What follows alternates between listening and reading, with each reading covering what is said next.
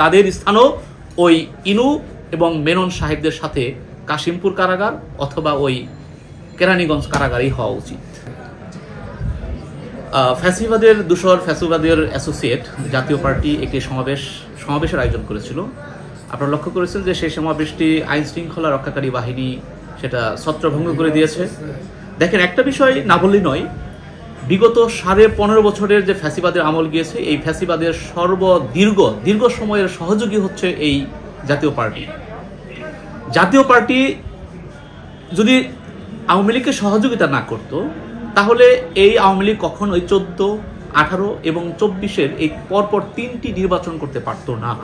এই জাতির জীবন থেকে এই 15টি বছর কেড়ে নিতে পারত না আওয়ামী লীগ, এবং আওয়ামী লীগ ফ্যাসিবাদী শক্তিতে পরিণত হতেও পারত না।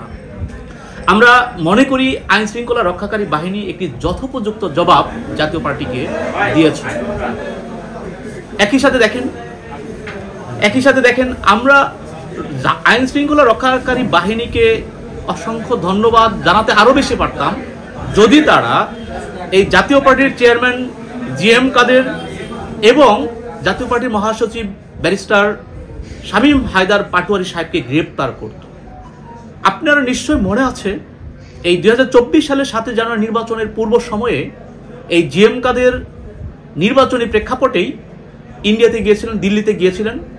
সেই দিল্লির দাদাবাবুদের সাথে মিটিং করে তিনি বাংলাদেশে এসে সাংবাদিকরা যখন তাকে জিজ্ঞাসা করেছিল যে দিল্লিতে বসে দিল্লির নেতৃবৃন্দের সাথে আপনাদের কি আলোচনা হয়েছে, তখন এই জিএম কাদের বলেছিল যে দিল্লিতে কি আলাপ আলোচনা হয়েছে সেটা এখন বলা যাবে না।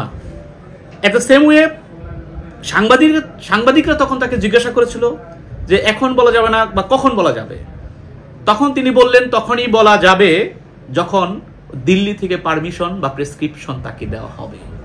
দ্যাট মিনস এই জাতীয় পার্টি কখনোই বাংলাদেশের কোনো পলিটিক্যাল পার্টি না, এটা দিল্লির প্রেসক্রিপশনে চলা একটা দল।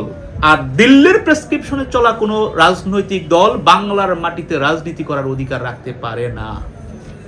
দেখেন, আরেকটা বিষয় বলি, আওয়ামী লীগের দূষর কি শুধু এই জাতীয় পার্টি ছিল? Definitely not. আপনি দেখেন, রাশেদ খান মেনন, হাসানুল হক ইনু, তারা আজকে কারাগারের অন্ধকার প্রকোষ্ঠে। তারা যে অপরাধ করেছে, তারা যে দোষে দুষ্ট, একই অপরাধী হচ্ছে এই জিএম কাদেরের জাতীয় পার্টি। আমরা বারবার দাবি জানাচ্ছি যে রাশেদ খান মেনন এবং ইনু যদি জেলে থাকে, তাহলে এই আলোর জগতে এভাবে দিবালোকে এভাবে সমাবেশ করার অধিকার কখনোই জিএম কাদের, শামীম হায়দার পাটোয়ারি রাখতে পারে না। তাদের স্থানও ওই ইনু এবং মেনন সাহেবদের সাথে কাশিমপুর কারাগার অথবা ওই কেরানীগঞ্জ কারাগারই হওয়া উচিত।